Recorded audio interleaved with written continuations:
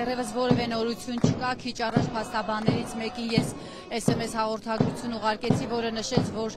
դեռ մոտ 2 ժամ էլ կտևի նիստը, որովհետև իրենք դեռ չեն հասցրել բոլորը խոսել, հետո պետք է արդեն հարց ու պատասխան լինի, ինչից հետո ենթադրում եմ, որ դատավորը կանցնի խորհրդակցական սենյակ, իսկ թե երբ որոշում կկայացնի, հայտնի չէ։ Սրանից 2 ժամ առաջ փաստաբան Ռուբեն Հակոբյանը որոշ մանրամասներ ներկայացրեց, ասելով, թե օրինակ ինչու են քննիչներն ու դատախազը ցանկանում, որ եւս 2 ամսով կալանավորված մնա Սամվել Կարապետյանը եւ ինչու են իրենք հակադարձում։ Հնչական խումբը բաղկացած է 53 քննիչներից, դատարան ներկայացել են 3 քննիչներ են եղել 3, այսօր ներկայացել է նաեւ հսկող դատախազը։ Իրենց դիրքորոշումը ո՞րն է, որ մարդը պետք է մնա կալանքի տակ, ինչ են պնդում, պարոն Հակոբյան։ Դե իրենք պնդում են, որ արկա է հիմնավոր կասկած վերագրվող արարքներում, նաև արկա է բոլոր հիմքերը օրենքով նախատեսված, այն է փախուստի դիմելու հավանականությունը, հանցանք կատարելու հավանականությունը եւ ապացման գործընթացին խոչընդոտելու հավանականությունը։ Իհարկե դրանք լրիվ չեմ ուզում ասել անհետ ասեմ ակնհայտ չպատճառաբանված սուբյեկտիվ դատողություններ են, մենք մեր դիրքորոշումը արդեն 10 ժամ երեկանից տեղել, 3 ժամ էլ հիմա է եղել, մենք մեր դիրքորոշումը ներկայացրել ենք։ Հակափաստարկները որոնք են իրենց փաստարկները։ Ես հիմա 10 քանի ժամվա դատականիստը չեմ կարող ներկայացնել։ Մենք հակափաստարկներն են, որ ծայրից ծայր մեղադրանքը, ծայրից ծայր միջնորդությունը չի համապատասխանում իրականությանը, չի համապատասխանում տրամաբանությանը, չունի նաև բանականության որևէ հենք։ Մոտ 2 ժամ առաջ նաև հարցազրույց տվեց փաստաբաններից Ռոբերտ Ամստերդամը, որը 3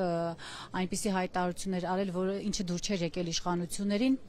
Նա ասել էր, որ իրենք կգրոհեն Հայաստանի իշխանություններին, որպեսզի աշխարհը իմանա, որ Հայաստանում քաղբանտարկյալներ կան։ Այսօր եւս կրկնեց եւ ասաց, որ իր խոսքերի մեջ որևէ հակաիրավական բան չկա։ The attack on Armenia that I spoke about.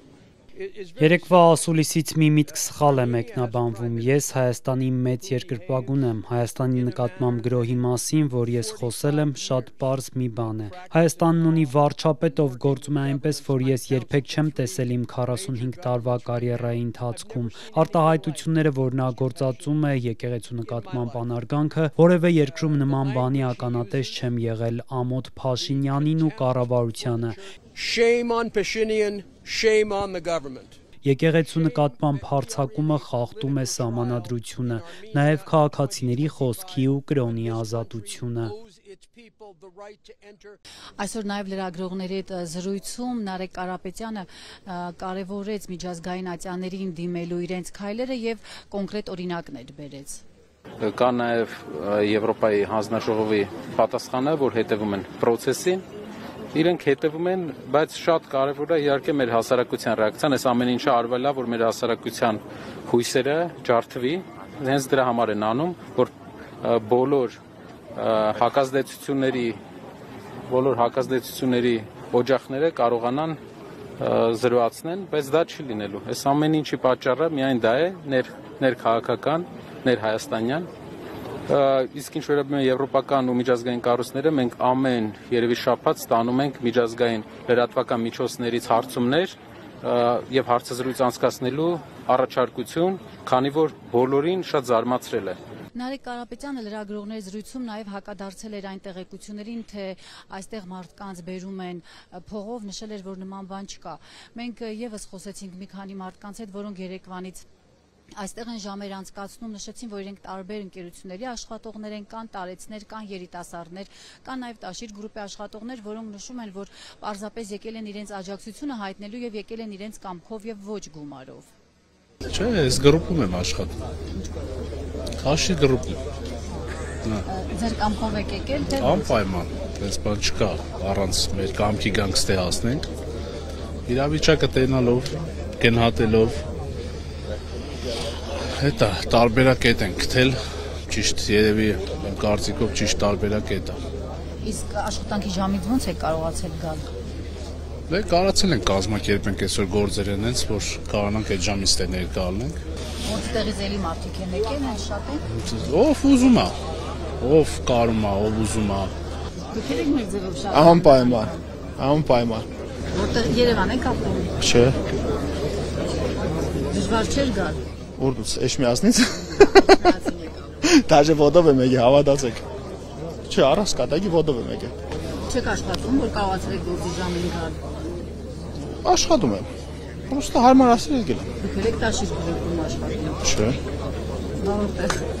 Մեր տանը։ Դուք եք մեր ձևով շարժմաններ։ Ոչ։ Ես շարժման ներկայացուցիչ չեմ։ Ուղղակի իմ համար սկզբունքի հարց է, որ Հայաստանում քաղաքականավոր չլինի էլի։ Վաղուց եք իրեն ճանաչում, թե հերրից ճանաչելով լսելով այս մասին։ Իրանց ընտանիքին ճանաչում եմ, ես ինքս տաշիրից եմ։ Ոչ մի խախում չունեմ, ոչ մի ֆինանսովի շահ չունեմ, ընդհանրապես, ուղղակի աշխատում եմ։ Ոչ։ Այո, ես Արարատ Արմենիա ֆուտբոլային ակումբի տնօրենն եմ։ Օղոս գալիս։ Իրենց հետ գործնական կապեր կան, չէ՞, համագործակցություն։ Արարատ Արմենիա ֆուտբոլային ակումբը ֆինանսավորում է Սամվել Կարապետյան։ Ֆինանսավորեր չէիք գալու։ Գալու էի, բայց դուք ուզում եք իմանաք որտեղ եմ աշխատում, ես ձեզ ներկայացնում եմ որտեղ եմ աշխատում։ Իսկ ձեր աշխատողներն էլ են եկել։ Այո։ Եկել են թե խորդորել եք որ գան։ Չէ,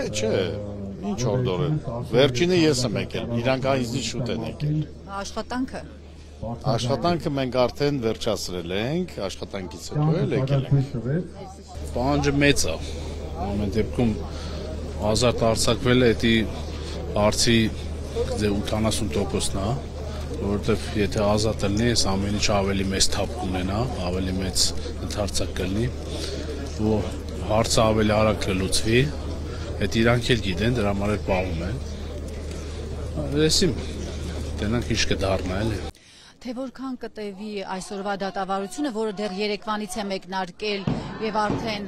մոտ 2 օր է շարունակվում է, պարզ չէ։ Փաստաբանները նշում են, որ 2 ժամ հետո գուցե եւ ավարտվի, դատավորը գնա խորհրդակցական սենյակ, իսկ թե երբ դուրս կգա խորհրդակցական սենյակից եւ կհրապարակի որոշումը, իսկապես ոչ ոք չգիտի, այդ թվում եւ փաստաբանները։